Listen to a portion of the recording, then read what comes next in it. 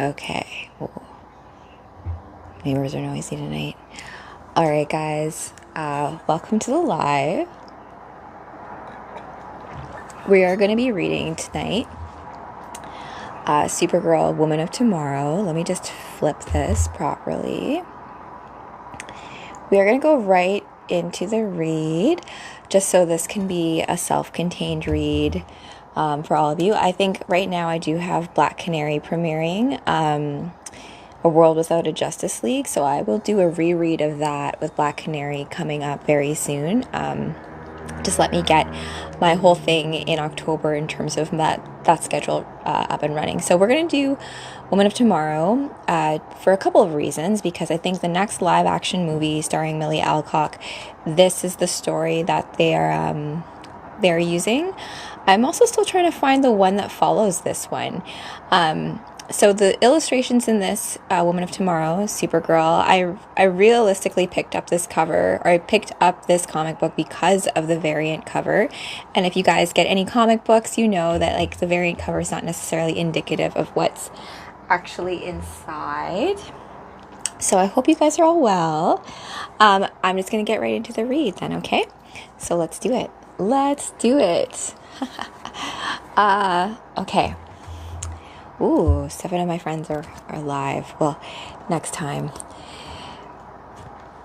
Oh, they've got the old Titans. So this is the other, I think, Starfire. I actually haven't watched Titans, but I do like how Raven looks here, the styling of her. So we'll get into that later. Let's just start from the very beginning, and then we'll go. So we're going to be reading Supergirl, Woman of Tomorrow, issue number 3. So, Woman of Tomorrow, the reason why it's called this is because it's Supergirl's like coming of age tale. The reason why Supergirl is Supergirl, even though she's technically older than Kal-El, Superman, is because she's in stasis in a lot of her origin stories for a time, right? So I think like 10 or 20 years, Supergirl's in stasis as a teenager. So when she comes out of it and she comes to Earth and she's like, oh, my baby cousin, my bratty baby cousin is now Superman. What the heck is going on here? So it's trying to find yourself when there's a lot of expectations just like that. I really relate to Kara, but in this, she's on her own adventure out in space. It's like I look at it as almost like Wizard of Oz kind of situation, but Supergirl's out on like a space adventure, and it's told from the perspective of the girl that she's helping named Ruthie. So I'm just going to jump right into it. And I feel like if you don't even know any of the Supergirl lore, of any of the DC things, you can still enjoy this story because there's a really good message in it, because it's very fairy tale, fabulistic in nature. And so, you know, there's like a moral cosmic lesson, but it doesn't need to be beating you over the head. Oh, and Islager, thank you. Superwoman, yeah, it's like Supergirl, what's that Britney Spears song? I'm not a girl, I'm not yet a woman, right? That in between, right? So thank you guys for joining me for this very special read. As Kara Zor-El, the last daughter of Krypton, we are reading Supergirl, Woman of Tomorrow.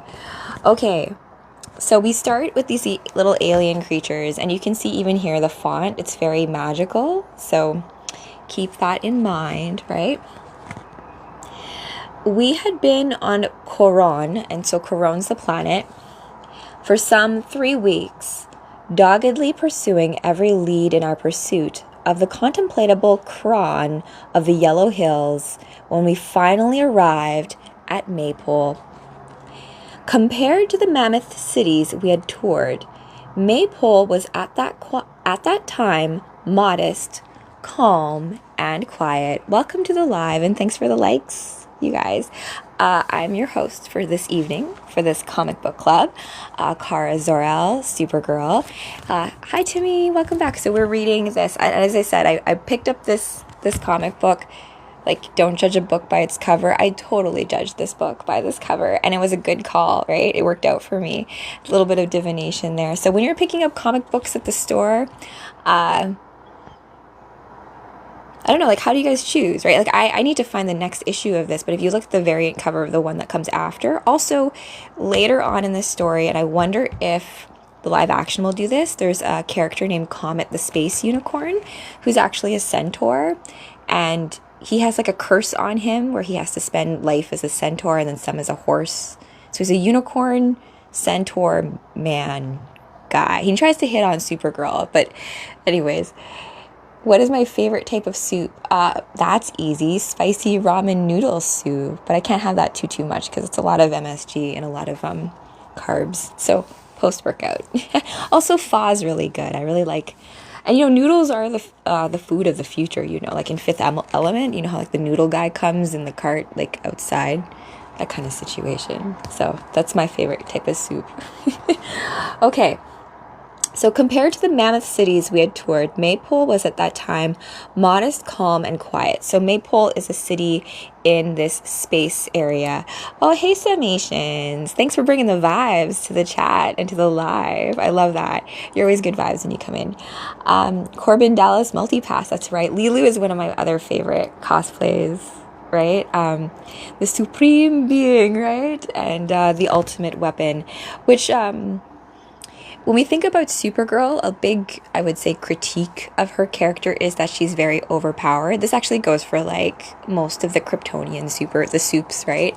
But they do have kryptonite. And I think there's a tell in that where your own home planet is the one thing that can, like, basically break it down. Oh, Islager, thank you for that. I'm actually, I'm doing a dance class next week on Thursday to, Moulin Rouge.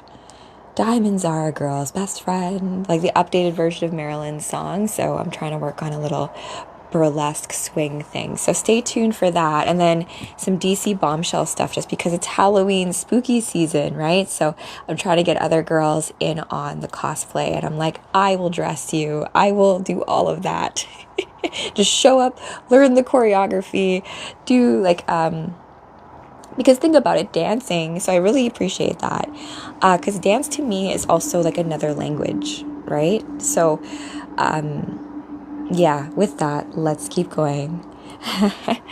Oh, and hi, Ace. How's it going? Welcome to the read. We're reading Supergirl Woman of Tomorrow. This is number 3.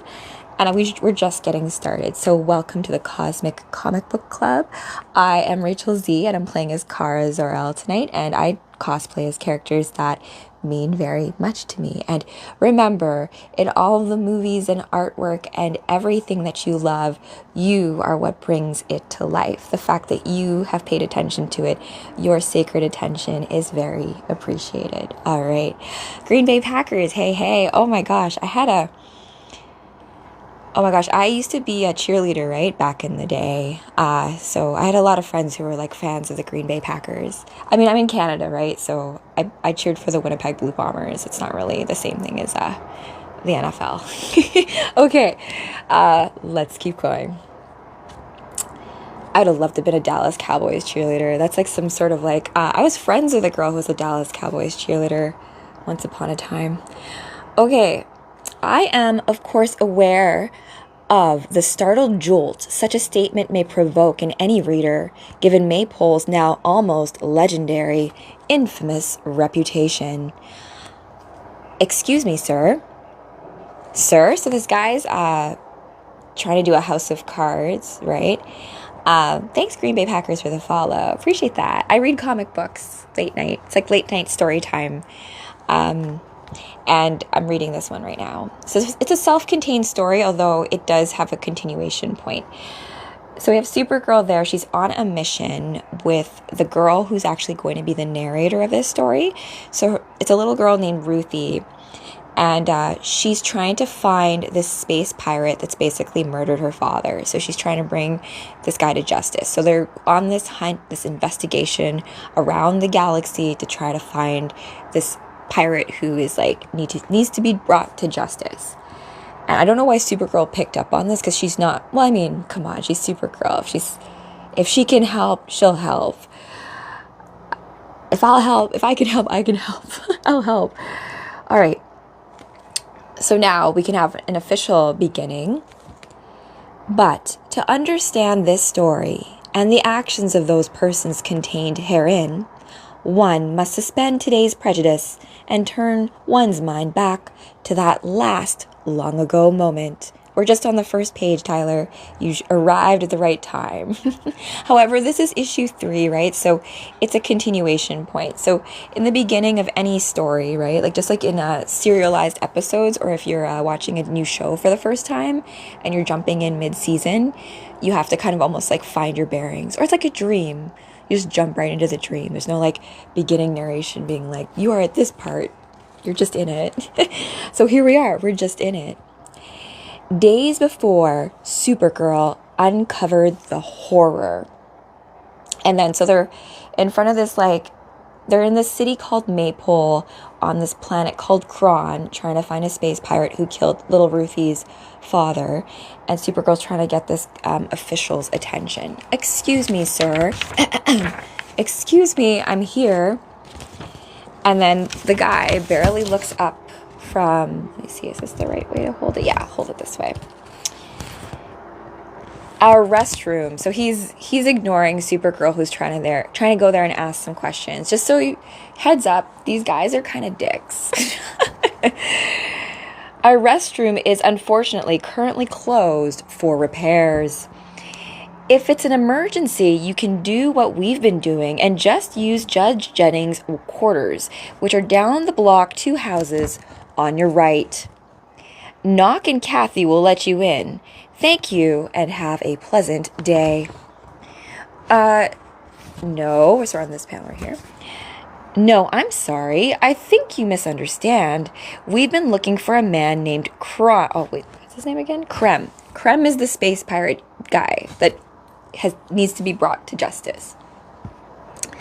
A man named Krem, an off-worlder, just like us. We found planetary records indicating that he was arrested in this town about a month or so back. We're wondering if you know where he is. Oh, I see. So what was that name again? Right, Jared? This is actually the run. This series is actually what Millie Alcock is going to be playing in the latest live action. I believe. That's what reports are saying, right? Woman of Tomorrow. So hopefully, I could do Rise Up. I did back today. So my little that kind of stuff. But anyways, this is not supposed to be a flexing show. Plus, Supergirl was my biggest inspiration to working out, you guys, because I thought if I could build an avatar worthy of that energy signature, perhaps I would end up being able to just like poof, fly, laser eyes, all the things, right? There's a truth to that, right? Like the truth in the fiction where fables and fairy tales, it's not the story on top, it's the meaning underneath, right? And I love this run too, just because it has elements of like Wizard of Oz to it. If any of you guys have read it, do you have, I don't know how this even ends because I need to find the one after this. I did look ahead in terms of what happens plot-wise, but it's a totally different thing when you're reading it, right? I made this costume. No, not this one. I am working on a cosplay of Supergirl with the white t-shirt myself, which all of these things, whenever I make them, always take way longer than when I envision them in my head. Thanks, Cruisin24. Appreciate that. And Timo, yes, I did used to fitness model too, as well. I used to compete in fitness. I went to Vegas a few times, did all that kind of stuff. I retired from fitness in 2019. I think I did my last show then. But I always like to do the fitness aspect. It's funny, too, you say that, because my first fitness show, you know what they called me? They called me a pipe cleaner with an ass. I was like, yeah, need to work on the whole arms and shoulders and, like, that kind of strength situation. Okay, so Supergirl's here trying to ask for some intel on Krem, who is the guy, space pirate, evil guy. And then this guy is kind of being fishy in general, right? So he's like, oh, who are you asking for again? That guy who was like arrested? I don't know. And then the little girl named Ruthie, who's also narrating the story, says, It is Krem of the Yellow Hills, a snake of a man who killed my much venerated father and fled to this planet in an attempt to avoid swift justice. Ooh, flash goal. Let's do it. All right. Okay. Da-da-da. Here we go. Well, I can't say we've had any off-worlders here in the last month. I'd hazard those planetary records were mistaken, as is too often the case. Thank you, and have a pleasant day. So clearly just trying to blow me off. Like, what the heck? Maybe there's some records you have that we could look at that might point us in the right direction. He may have used a fake name or a disguise. Hey, Voice of One, how's it going? So happy you have your old account back. So happy you retrieved it. Because I know you can always start anew, but it's always nice we can have, like, the history and the records of it, right? I don't have R2D2 tonight because I'm not drinking a warm beverage. I'm drinking a mysterious beverage that won't get me banned off TikTok. All right. Where are we? Oh, he may have used a fake name or a disguise. Oh, damn it all. So as they're talking, and Supergirl's questioning him, he gets all flustered and his house of cards falls. Is this a foreshadow for later events? Perhaps. Right? Look, girls. So he's being very condescending. And you know what? I have been in this very same situation before where you're trying to just get some information and they're looking at you like you're like some cute girl being like, oh, are you stupid? I'm like, are you stupid? So it's one of those kinds of situations where you're just trying to be taken seriously and they're just giving you the runaround. Look, girls, I have answered your questions and in fact provided more information than was required in terms of the current state of our restroom. So he completely just ignored our question about who Krem was and where he was. And hey, thanks, Shad. Thank you. House of L, shout out, right? I also have a comic book from Heaven to Earth where Supergirl is like overpowered, and then this S also can represent the Ouroboros, right? Or like the infinity when it's all connected. Kind of looks like a little snaky too, if you think about it. So if you think about that as like alignment of power within your own spine, there's like a double entendre there as well. So appreciate that, Shad. Much love. Okay. So he's just like, okay, we don't have the bathroom. Go down the hall. Use the bathroom over there. Supergirl's like, I didn't ask about the freaking bathroom. I asked you about a guy who committed heinous acts of terror. Not terror. He killed this girl's dad, who I think was also like the leader of their community in their cosmic area. Hey, Sir Francis. Yes, Bella.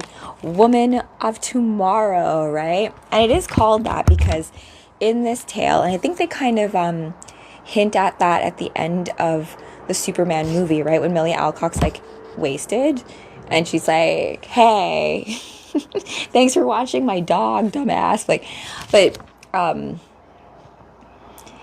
Crypto, though, as I mentioned before, when he goes on adventures with Supergirl, it's usually at Cal or Clark or Superman's request, right? Because realistically, yeah, this comic's amazing.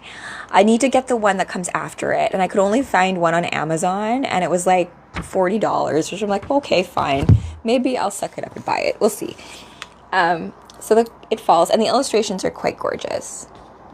It's Supergirl's drawn much more maturely. She's it's supposed to be her coming of age tale, right? Where she becomes, I'm not a girl and I'm a woman, right? So like turning 21, and it would make sense that she'd be go out drinking because she's turning 21.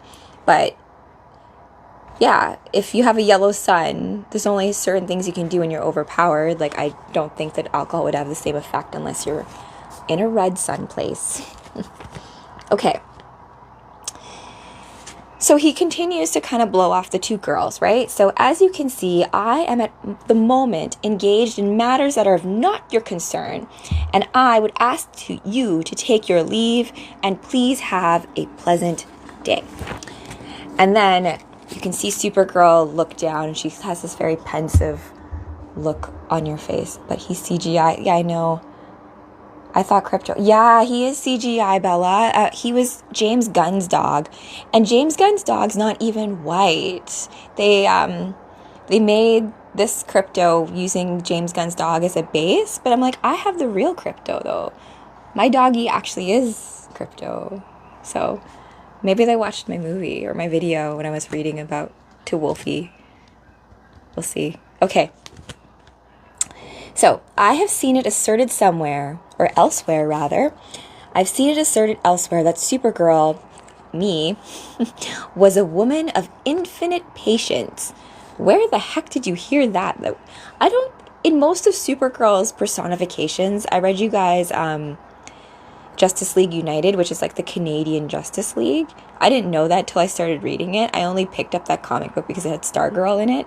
And my friend Dee Dee wants to be Stargirl, and it's funny because they're both in California, but just anyways, the point is, in that, Supergirl's kind of bitchy, and so I can understand why, because in some cases, Supergirl has a really rough time, a really rough go at it in the beginning, right? So she has to kind of learn to love Earth. It's not like Cal, where he like already he had a loving mom and dad, adoptive mom and dad, and so he learned to like love his new home, right?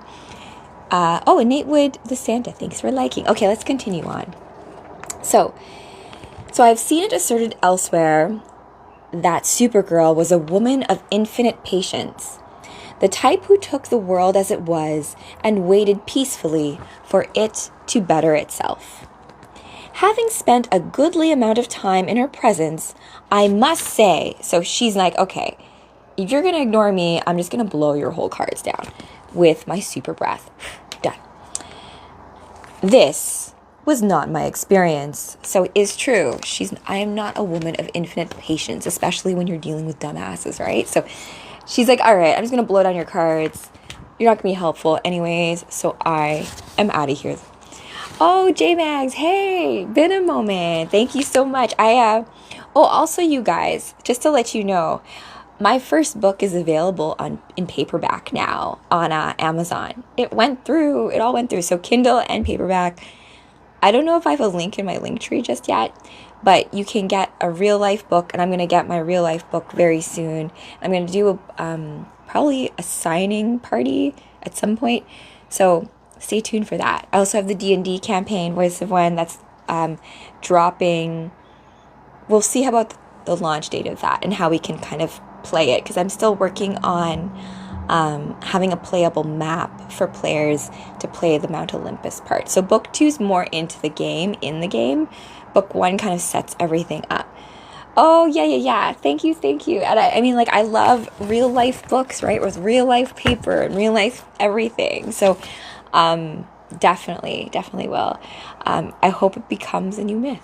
That's my big thing. And book 3 in my series is the comic book. So first book is a young adult novel. The second book is a screenplay, so it's a movie that I'm funding on Indiegogo. That should be launching by tomorrow. And then the third book is the comic book. Yes, real paper, real books, like real bookmarks, real like dents in the paper, real imperfections. It's my book forever and ever and ever, right? So it's kind of like, it's like treasure for me, right? Like a dragon with my stories, like kind of thing. Where are we? So they leave the place. They're like, okay, this guy's not very helpful. And they walk the town. In my opinion, this is Ruthie speaking right now, which is, though largely unlearned, I feel is not without value. Just because one lawman does not recall an incident does not erase said incident from the record of the community at large. And Supergirl responds back in a much more direct fashion, basically saying, oh, he remembers. He was lying. She could tell, of course. Oh, Oh my gosh, have a great work day tomorrow, J-Mags. Have a good sleep beforehand. I hate it when I have an early day and you just can't fall asleep and I'm like, oh my gosh, I am so going to pay for this. So restful sleep when you need it. So she's like, he was lying. And then Ruthie says, oh, did you use your superpowers to assess the beat of his heart? Oh, it's not that easy, sadly. The physiology here is complex. It would take me a while to be able to get it down to see when it's off. He was just, he was a bleep. Basically calls him an asshole. And then I've met a lot of bleeps through the years, enough to know bleepers lie. Yeah, assholes lie. Or like whatever you're meaning by your expletive, Supergirl usually lie. So, makes sense. And then they come into, where are they here? Well, welcome to Maypole. Oh, they're checking in the hotel. So this is the hotel they're checking in. They're in a city called Maypole out in the cosmos, and they're searching for the space pirate. So, Provision, hi, thanks for liking the live. Welcome. Kara Zor-El here. I'm reading you Supergirl Woman of Tomorrow, which is Supergirl's coming-of-age tale. Very magical fairy tale, like a cosmic Wizard of Oz fable comic book situation. So they didn't get anything from that guy, official from the office. And I'm not surprised, because even here in Toronto, I have a story I can interject with here. Oh, thanks, Provisions. Thanks for that. So a long time ago, well, not that long ago now, it was like 5 or 6 years ago, here on the TTC, we have like the transit thing, and you have those like cards you have to like tap and stuff. Anyways, they had like an undercover guy who basically gave me a ticket for riding the TTC, and I didn't tap my Presto. However, I did tap it after he gave me a ticket, and then I had to go fight it in court. So dealing with all of that, I eventually got let off without having to pay, right? Because I showed proof of everything, and I got him back. But it's all about like dealing with all of, the legality, and then people giving you the runaround because they're pretending like they don't understand when you do, kind of thing. Okay, so they're checking in at the hotel. Welcome to Maypole. We are happy as peach pie to serve you, or have you here. Welcome. I'm going to put you two in 7B, which is one of my personal favorites. We had a Thanagarian general visit us once, and if you know who Thanagarians, they're like, I think it's Hawk Girl and Hawkman, they're Thanagarians. And they deal with the 9th metal, the nth metal. We should have a show on that. We'll do that later. Bookmark. We had a Thanagarian general visit us once, and he commented that the bed in 7B was the most comfortable nest it'd been more comfortable than the nest he'd been raised in. I'm sorry. I'm confused. Where do I sign here? There are 2 columns. Am I a purple or am I a blue? Oh, you just put your little name down there under blue. I think all of the off-worlders are blue. Like my mama always said, to be purple, you gotta be purple. And Supergirl's like, okay. 9th metal. Yes, thank you for that correct. I knew I could count on you, Voice of One, for that. We need to look into that, because these are, I forget what the word is when you're a science fiction writer for it, but it's like, not the MacGuffin, that's the more negative way to call it, but it's like the plot device, like in Halo, how you have like split stream, or in Star Trek, like how you achieve like light speed travel. Sith. So Nith metal? Ah, okay. We should get into that, the Nith metal. I'm going to do a little quick search. Maybe tomorrow we can talk about it. Okay, because it came up in the consciousness. So all of this stuff of old forgotten technologies and knowledge in comic books, they have encoded a lot of stuff that, of course, you would be persecuted for if you're just going to talk about straight up. So this isn't real. This is just a story. It's just made up. It like in what was that movie? The Illusionist? The one with Ed Norton. You know how like it feels like movies when they come out, there's like two that seem like similar. Like Dark City came out at the same time as The Matrix. I think The Illusionist it had like Jessica Biel in it. Anyways, in that, he has this illusion where he makes it seem like people come back from the dead. So he, where am I going with this? He has to make a point and say that it's just an illusion, it's a trick, right? Because if he doesn't, if he's doing real magic, they'll like burn him at the stake, right? So it's like this weird thing with magic where it's like, oh yeah, this isn't real, wink, wink, nudge, nudge situation. Joker, hey, how's it going, my friend? Nice to see you. Okay, so Supergirl's looking through like the ledger here, checking in at the hotel, being like, there's blues and purples, and the lady is kind of like weird, being like, oh, I think all the off-worlders are blue people, so just sign under blue. And Supergirl's like, it looks like you haven't had anyone sign in the purples in a while. And then the lady says, oh yeah, you used to have a bunch of them here, not in 7B, mind you, so don't worry about that. But they were always very friendly, very courteous. But I mean, yes, there haven't been any lately. I mean, so she's being a little bit dodgy about it. With Tesla, so The Prestige was the one magic movie with Hugh Jackman warring against Christian Bale, so Wolverine versus Batman in a war of magicians. And yes, Tesla's in that. Not Bon Jovi, what am I calling it? David Bowie is Tesla in that. And they have a technology where that's an amazing movie. We should do a rewatch of that, Voice of One, in the esoteric. I have a new show I'm starting called the Esoteric Movie Review, where we take movies and we like put them together and like decode them for the symbols in them. Kind of similar to what I'm planning on doing at the comic book club, where you take different stories and like just like how different myth and sacred stories between different cultures are very similar, even though there's no way they would have known about each other back then.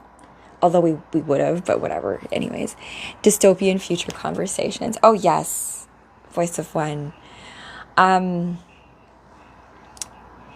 my book, actually, as an aside, if you guys buy it, it's actually a young adult novel because I originally wrote it when I was 14, and so I kept it true to that narrative. I didn't change it too much, but I did have to fix some things because 14-year-old me didn't really care about things like continuity or like things necessarily making sense. And so I welcome you guys, like if you ever go back to old writings of yours, it's such a trip, right?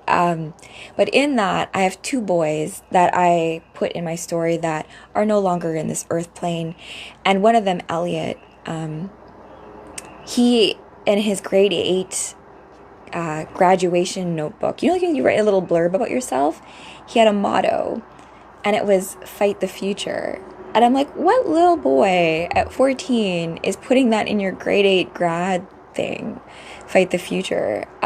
So there's just something about, I feel like those of you who see the future, those of you who maybe have abilities that you don't quite understand what it looks like, what it feels like, I'm here for you, baby. There's a few of us out here for you. Voice of One, I know you're one of them too. Like there's a few of us who, like, I always saw this future in a weird way. And a lot of the books and stories, the dystopian future that we're living in, many writers before us, even those who came up with these superheroes, right? They, the World Fair, back in the day, they used to do like a competition to like crown Superman, right? The Superman of the show, or like the Wonder Woman, right? You haven't seen one? You know what? In Multiversity, there's a really crazy... actually, no, it's in Doomsday Clock, sorry. In Doomsday Clock, There's a really crazy conversation between Dr. Manhattan and Superman. And Dr. Manhattan says to Superman, don't tell me you haven't seen those concentration camps and the way that this goes at the end of the world, right? Like, don't tell me you haven't seen that that's the way that this comes to you. But it's like that thing where for people to kind of like come out and express the gifts, or like finally be pushed to a point where like you need to have it like show up, that's the squeezing, right? That's the diamond under pressure situation. Okay.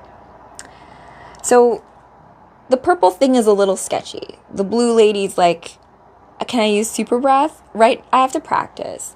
If I had to choose between Supergirl's abilities, even Supergirl herself in Crisis on Infinite Earths, when they go into like the anti-matter place, their powers don't work the same, right? And like one of the only superpowers that Supergirl can keep is super breath. And she says, oh, what a lame power. Even Supergirl is not a fan of her super breath power. Although it helps out in many situations. Even in like the movie, it's like the thing that like helps her get out of jail free, kind of, or helps her break free, right? And I think actually when Batgirl and Supergirl team up, Batgirl uses some sort of like substance alongside the super breath, like the cold and something causes an explosion. So I love that about comic books too. They like throw in little like educational science tidbits, because like my hubby was telling me this. He's like, well, I only wanted to learn about chemistry and science because I wanted to learn how to make a flying car, right? So that's the cool part of science and learning, because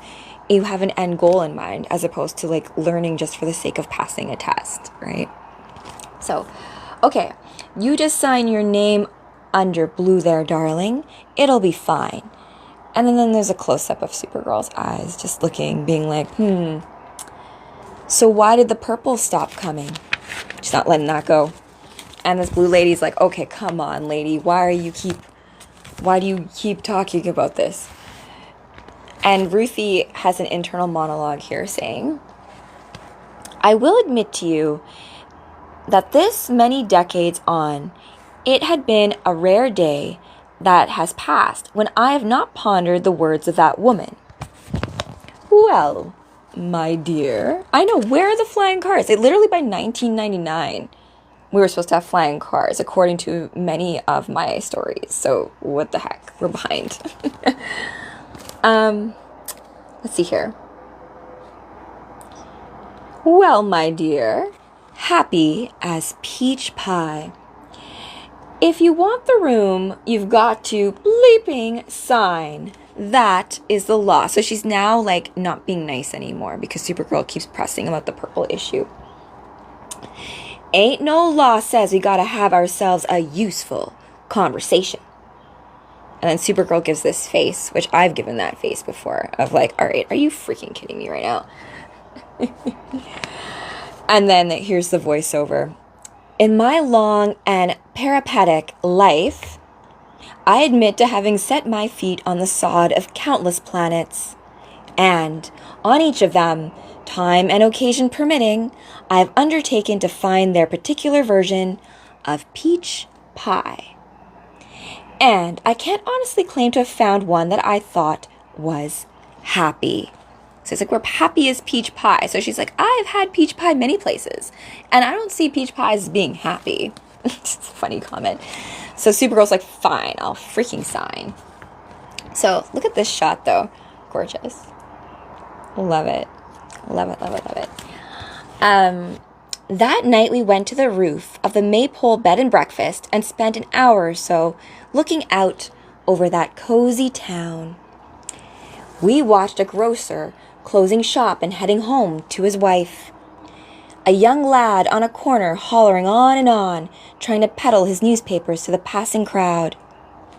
A family of 4 arriving at a diner, greeting the waitress with a hug and a joke before taking a table they seemed to believe was theirs by birth.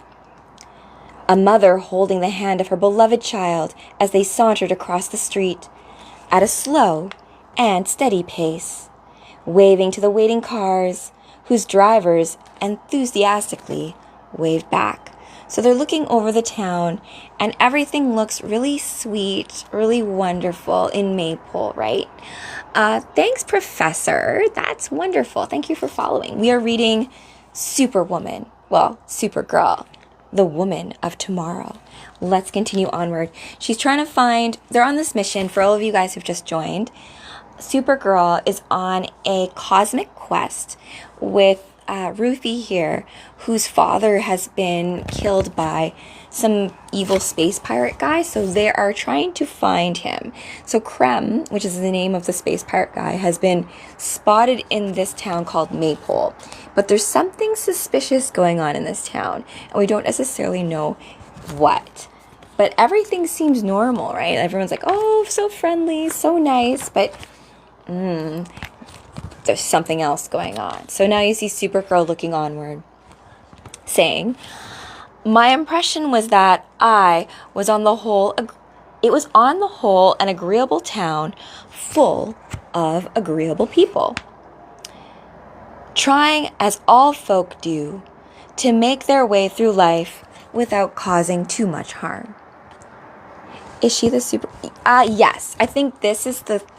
so in terms of the live action stuff with Supergirl, Millie Alcock, at the end of the first Superman movie, I feel like it might be this story, right? Because this is Supergirl's coming of age tale, and so even her saying, like, showing up drunk and stuff, because she was going, like, partying on Red Suns, because Supergirl's supposed to be turning 21 here, and I think that's how she meets Ruthie as well. And, you know, superheroes that can't resist a quest when it comes to helping somebody, so there's that.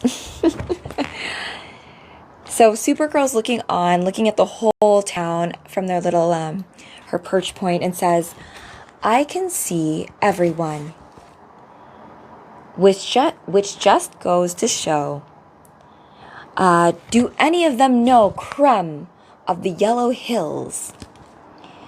No, everyone is blue. So it's interesting because Supergirl is like, something about the fact that there's purples, like, where are all the purple people? Right? That's what she's concerned about. And Ruthie's like not quite getting it. She's like, oh, like everything seems normal, right? But Supergirl's floating around, like looking over everything, and says, they're all blue. How little you can see from the roof of the Maypole bed and breakfast.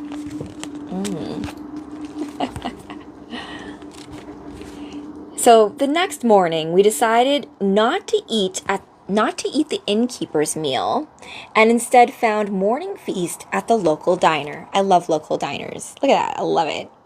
I find, you know what? Out in space, in the future, all the restaurants look like diners, like from Pulp Fiction. It's just a thing, I feel like, right? It's just like a cosmic space diner is like a thing that exists across multi-universes. I think that's why it shows up. Okay. I saw you didn't sleep very much either. And Supergirl's like sleepily looking at her, being like, what?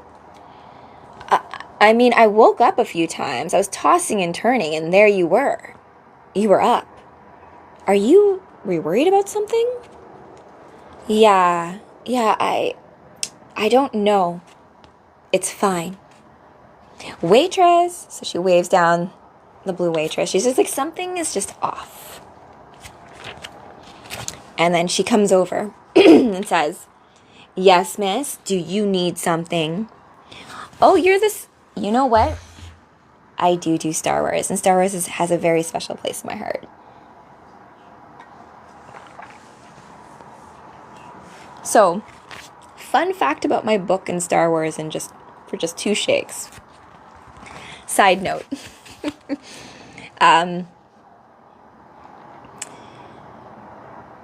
I'll be honest, I didn't really love Star Wars when I was like growing up. I loved the Space Channel, right? I watched like the Dune, Children of Dune with like, what was that guy again? Professor X when he was younger, James McAvoy as like, not Paul Atreides, he was Leto Atreides, Leto the Second. But Star Wars itself, I have read a Princess Leia comic book as Samus. I need to put together a proper Star Wars cosplay to do a Star Wars read, because I my whole vibe is I love to bring the stories to life. So I tried to cosplay as a character who's in the story as a way of like bringing it to life, right? Now, when it comes to Star Wars, with my book takes place in 1999 because I graduated grade 8 from 1999. So I wrote a book about it as a way of dealing with my anxiety about going to an all-girls school and like leaving some of my friends and all that kind of stuff, right? My hubby, who I've been married to now for like 10 years, when 1999 happened, he was actually visiting London, England. And in 1999, I don't know if you guys remember this, but episode 1 of Star Wars dropped, right? For the very first time. So Star Wars, the first trilogy, episode 1, 2, 3, are like my Star Wars, right? And they got a lot of flack when they first came out. But I realize why now. Because they really, really embedded a lot of like political truth in the first few Star Wars. And although, you know, they couldn't write romance really well between Padme and Anakin, I really do love their love story. Because, you know, like, they never really ended up addressing all the issues the Jedi Order had and what it really means to bring balance to the Force. And so I think there's a few stories that in the comic books that can get into more the nuance between the dark and the light and how that all works. Oh, yeah! That is a Star Wars daddy from Frank Herbert, for sure, for sure. And I don't, you know, I read... what was it? What the Bene Gesserit? Because I really, really love the Bene Gesserit. My high school, if you look it up in Winnipeg, Manitoba, St. Mary's Academy, that school looks like a Bene Gesserit school. And when I was in grade 12, they took us to the secret church underneath, like in the basement, with a secret theater. And I'm like, what is this? You know, so I just mean like there's more magic around us than like things are called mysteries for a reason, right? Like if superpowers were so accessible, everyone would just do it, right? So that's why things are gatekept in ways that we don't really understand, right? So it's like being worthy of having power is when you come to an awareness and come to it from a very altruistic, loving standpoint, right? So my book, which I'm 40, you guys, just so you guys know. So I wrote this book when I was 14, moved to Toronto, got a job, became a manager, got married, got a condo, did all the things you're supposed to do, and then realized like I was really supposed to be an author the whole time, right? So that's fine. Like I needed to do all that so that I could become a writer that could write from experience. So going back to me as 14, I can give it this different texture that I couldn't do when I was 14 because I was so arrogant at 14 because I read a lot of books. Like I read Dune when I was like 12 and like I love all the Dragonlance, Forgotten Realms, D&D, all that stuff. I read all of those books. So, you know, it's all to say that all these stories... I need a drink. Oh, my God. Hold on. Oh, my gosh. When you ordered it. Yay. Oh. Love, love, love. So that book, the way it ends... I'm not going to... There's no spoiler in what I'm going to say right now. But the way it ends is them entering the game. So...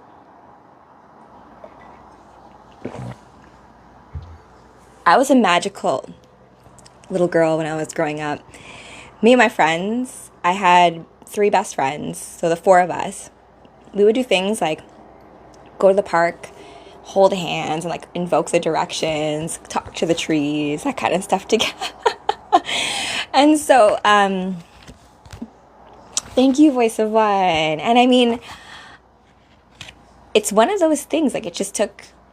I was 14 years old when I wrote that, and I had a Macintosh too, so I had it actually backed up on a floppy drive that I actually couldn't get access to. All I had to work with was like part 2 of my Scribbler, so, you know. Anyways, let's continue on with this story.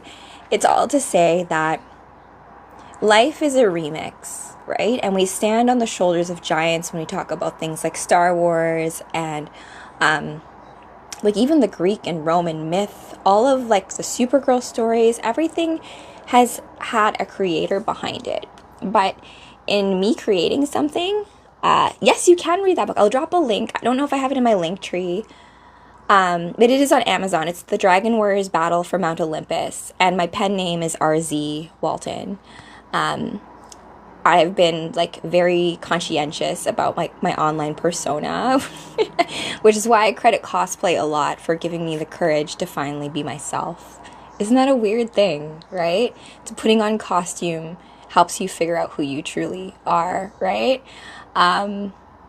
Because putting on Kara, putting on Barbara Gordon, putting on Samus Aran has given me like the courage to take all those attributes of how they like look at Supergirl here. She doesn't give a crap about officials and stuff, like, and that people are giving her a hard time or being polite, right? You're doing the right thing kind of thing, right? Oh, I will do Slave Leia. I have to get that outfit. Maybe by this Halloween we can do it, because I'm working on a few more like dance cosplay numbers, so just a way to like, you know, bring certain comic books to life with music. Yeah. My first and only movie crush. Aw, I do love Princess Leia though. She's like the first like warrior princess, you know, like a princess who was just not like waiting to be rescued, right? Like, I played the Lego Star Wars game a few months ago, actually. I recommend it because it's basically just playing the movie, right? And I mean, like, I love that because you're playing in the movie, right? A rebel. And you know what? I will say, out of the new movies, one of my favorite movies is Rogue One, right? You know, the movie that bridges the gap between episode 3 and episode 4. And that's a beautiful thing about how that story is told too, right? And how I even did my story, because I only came back and wrote the very, very beginning of the series recently. Book 3 is already written. Book 2 is already done. It took coming all the way back around to come back to the beginning, because that's the way stories work. And it gives us an opportunity to see time in a way that is not linear, because time isn't linear, right? It is more of like a cycle, but we can only see it from this perspective of like, this happens, then this happens, and then this happens. And remember too, causality does not mean causation, right? There are things that happen at the same time. Doesn't mean that they cause it. Sometimes things are just synchronistic, right? Like no different than when you dance and you all know to not go on the count of 1, but to go on the count of 4, because you're doing a canon. If you guys are familiar with canons, where a group will go 1, 2, 3, 4, and then ends up doing like this nice like wave situation. You have to know your count, but you have to all be counting at the same time internally, so they all move at the same time, right? And so that and being with other dancers on stage and being aware of where they are, and like on like giving enough space and having it look beautiful, there's a whole intelligence to that, which I don't think we give ourselves credit for. And people think that like that skill is just for like dancers, or like that skill over there is just for artists. Like no, that's a human birthright. Dance and singing and music and art, it is all your birthright. It's just about figuring out what medium calls to you, right? And your life itself is a work of art, right? Oh yes, campaign backstory. Yeah. Time is elliptical, I think. That's a good way to put it. Some things seem to repeat, but in a different manifestation. I think it's part Mark Twain who said that history doesn't repeat itself, but it rhymes, right? So this idea that like things come back around and there's like another beat, but everything is always going to be as if it's the first time it's happening, because it is the first time it's happening, even though it's happened a million times before. It's the first time it's happening in exactly this way. And that's what makes it so special, to be in the moment, right? We only got now. All right. So here we go. Supergirl is asking this. this lady looks like not impressed. Like, so when they first came to Maple, everyone was like friendly, but like Supergirl's now been asking questions about like where all the purples are, and all of this inquiry has now caused them to get all their hackles up for some reason. So Supergirl asks this lady, that welcome sign above the counter, it's been repainted recently. Ooh, good eyes, Supergirl. I guess having x-ray vision helps. Has been repainted recently, like the fountains I saw out on Main. I looked underneath the paint. It says no purples. Why no purples? Why paint over it? I don't get it. And the lady just completely ignores her. Oh, hey, Cotton Bitch. How's it going? I'm reading you guys a story, Supergirl, Woman of Tomorrow, which is my coming-of-age tale going on a cosmic quest with Ruthie to find out who killed her father. Well, we actually know who killed her father. We're just trying to bring this man. Well, he's a pirate, space pirate. Not all pirates are bad, though, like Luffy, One Piece. But this one's bad. Which two comics? There's two comics. You know what's, my sister got a comic, Wolverine versus Predator. I think you might have the same one. I feel like we should do a read of that. But I told her, I'm like, you dress as Predator and I'll be Wolverine. We could do that. I knew you had that comic. Yes. It's beautifully illustrated as well. Which two comics though? Drop it in the chat. Where are we? Oh, yes. So she's asking these questions about, like, why all the signage about, like, no purples, and you covered it up after. And she goes, the lady completely ignores her and says, are you going to order something? I got customers. And Supergirl looks back directly, eye contact and everything makes her uncomfortable. I'm asking about the sign. And then, oh, I heard you, and I'm asking about your order. Maybe you should focus on that and then get on your way. Oh my gosh, rude. We all know about you. Whole galaxy does. You destroyed your planet. You destroyed your planet? Is that the rumor that I destroyed the planet? Excuse you, lady. You destroyed your planet. Don't come up here trying to foul up ours. Yo, man. Not needed, that kind of commentary. So after that, Supergirl's like, listen, I don't think the whole galaxy thinks that I blew up my planet. We spent the rest of the day walking about town, talking to anyone who was willing to talk to us, asking them the same question. Have you seen the man named Krem? Krem is the guy who killed Ruthie's dad, so that's from context. And all of them giving the same answer. No, everything here is just as everything has always been. Everything is nice and clean and perfect and blue. We're all blue. We've always been blue. Now stop asking questions because there's nothing else to say. Don't say that, voice of what? It was not me all along. I went all the way to Mogo, that Green Lantern planet, to find the lost redacted records on who actually did it. And really, it was an inside job by one of the Guardians, who are the Green Lantern's bosses. But that's another story. All right, so they go back to the hotel room. And then we find... Wake up, Ruthie. And Supergirl, like, shh, be quiet. And she says, they're close. She got super senses, right? Sorry, Spidey, I'm just finishing up this comic book read. Maybe afterwards we can maybe co-host. They're close. And so as the bullet comes through, she catches it. Must be nice. Thank goodness for that. That would have sucked. So, caught it. I really love how these are drawn, too, right? And then, so after she catches the first bullet, Ruthie looks at it with her eyes, just like, holy crap, what is that? And then a big barrage starts happening. And then,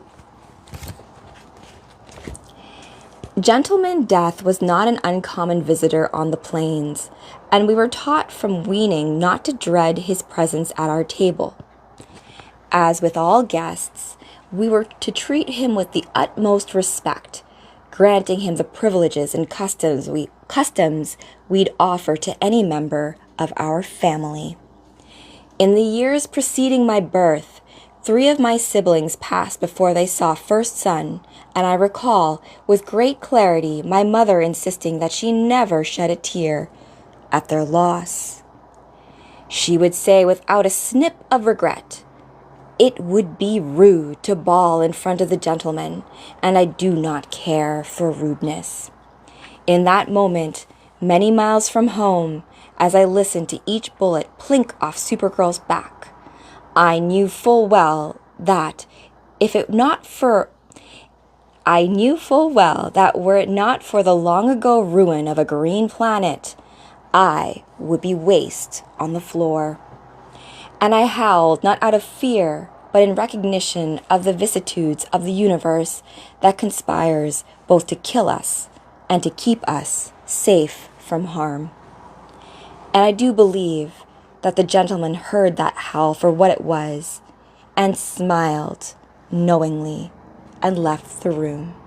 I love that panel. Just speaking about gentleman death while Supergirl is protecting this young girl like with her body from all the bullets. It's pretty sweet. I like full body tingles reading that. And then after all the barrage of bullets, after some time the shooting finished, Supergirl looked me over, and for the first, but tragically not the last time, I felt the firm tingle that comes when someone's x-raying you with their eyes. When she was satisfied to my well-being, she placed me in a closet and asked me to swear upon the gods above and below that I'd abide there until she returned. I agreed. She nodded, and then she was gone. I am not going over this again. I am the mayor of Maypole, not your personal information service. You need to get it through that pretty little head of yours. I have told you all you are required to know.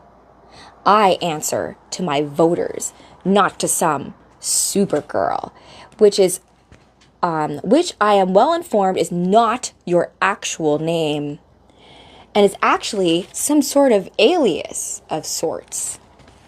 And Supergirl's like, has her arms crossed saying, "Sir, oh, thanks for the rose provisions. We are grateful that you caught the men who allegedly attacked you. Oh, so thank you very much. But this happens to be our planet and our town. It is consequently then our responsibility to question these men and determine the veracity of the serious allegations that you have made. Sir, you have come into this town and caused disruption. Do you understand that? Do you get it? Disruption. Hey, Richie's Barber Cave, welcome. Now, for you to demand that everyone act as if you are the Princess of Maypole is not only foolish, it is perhaps dangerous. Maybe if you had watched yourself more closely, we could have avoided this needless conflict we have here." And Supergirl's like getting increasingly more upset. She's like, "Okay, listen, sir, I and you continue to..." He's like starting to freak out, even though he's not the one who got shot at the night before, just saying. So she just dumps over his desk because she was tired of like hearing him rant on and on. "I'm done waiting. I'm done with you, and I'm done with this damn town. You tried to scare me off because you're dumb as dirt. So now I know. You're hiding something, and I am going to find it." To talk. And he's like freaking out there. "And my name is Supergirl. My name is actually Supergirl, not some alias of sorts." "Disruption and violation. That's a violation. You know that? A violation of our laws. I can have you arrested." Oh, no, you can't. But you're welcome to bleeping try." And then later, "Up to that time, we traveled by what would be considered ordinary means. Be it the Hall ferry to get to Corin, the various automobiles and trains available on the planet, or just strolling on the streets. Here, it'll be easier." Now, I was well aware that once we reached the Yellowed Suns, Supergirl had at her disposal a faster way to traverse these distances. "Now, get on board, just like a piggyback ride. Do you know piggyback? And Ruthie's like, no, I don't think I do. I asked her about why she was perambulating when she might be soaring, and she dismissed it as a preference. It's not that hard. Just wrap your hands around my shoulders or my neck, and then put your knees around my hips. Just like that. Good. It was not until Maypole that I learned her true reasoning, when she apologized, saying she needed to fly but could not leave me alone for fear of another strike. How does that feel? All right, I guess. She knew I'd spent my days solidly on the ground and did not want me needlessly frightened, but there was no other choice. I'm going to hold my hands here, and these hands can turn coal into diamonds, so they're not going to let go. I'm going to keep you safe. And then off we go, flying. You see, all that time, she was worried about me. For hours, we circled slowly around the perimeter of Maypole. Supergirl kept quiet as she scanned the ground. I did not know what she sought, and I did not ask. A woman has her right to her quiet, as far as I'm concerned. Finally, she landed. Without a word, she started digging. Her limbs moved with such celerity, they produced fervent gusts of wind and muck that almost knocked me to my knees. So after she keeps digging and digging and digging, she finds a sign. It says purple on it. She stopped when she found the sign. And then she stopped again when she found the bodies. Uh-oh, that's not a great secret. And then you hear about the mayor's desk? He just let that little Krypton bleep, whoosh, talk. So she found the bodies, and now she's back, and she's pissed. No, you have no right. So he tries to shoot at her. He brings out this gun. And then, blam.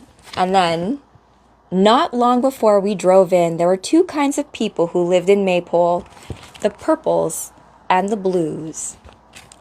The blues, who were wealthier, more abundant, considered the purples to be less than and limited their comings and goings in an unjust manner.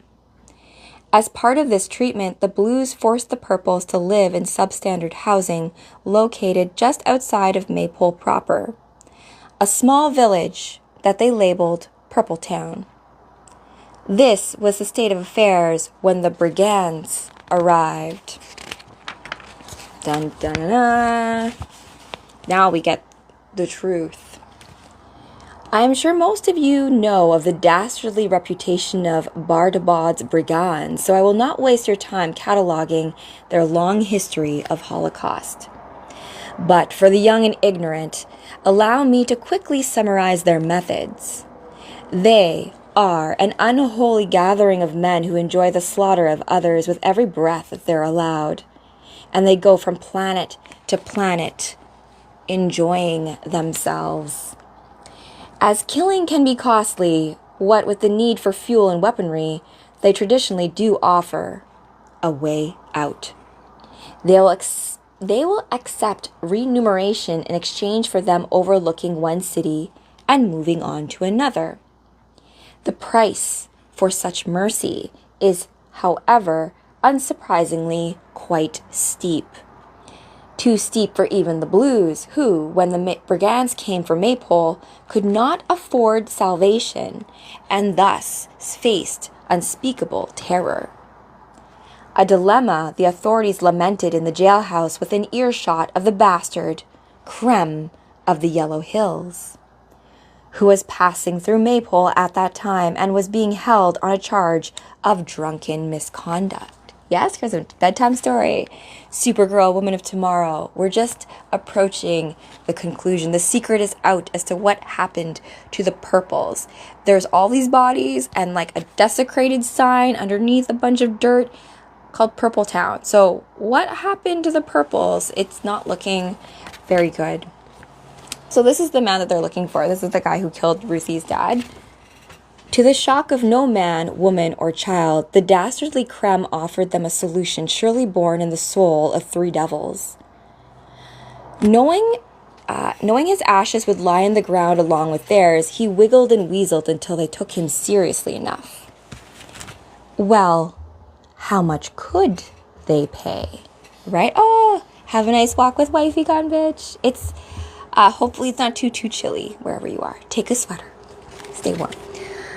How could they pay? He asked. Could they pay some? He asked. And if they could pay some, then were they willing to make a deal? He asked. Perhaps, he said, they could offer the brigands a compromise. Some money and some enjoyment. The authorities recognized the practicality of the rapscallions' counsel. And indeed, a deal was made, which was to the satisfaction of both parties. And after the loathsome deed was carried out, Krem of the Yellow Hills was released and even feted. In the course of this celebration, the brigands learned of Krem's indisputable depravity and were nothing but impressed. Recognizing themselves in this sly off-worlder, they offered Krem passage on their ship and the honor of participation in their further genocidal adventures. And we all just thought they were just nice blue people. Guess not. I was not born naive, nor have I ever taken comfort in the practice of naivete, rather. From the moment I tasted this life's air, I was cognizant that evil was extant, that it was waiting and willing. But in the street that day, in that small town, having heard that story, I was indeed sideswiped. For that day, I learned the truth of all things.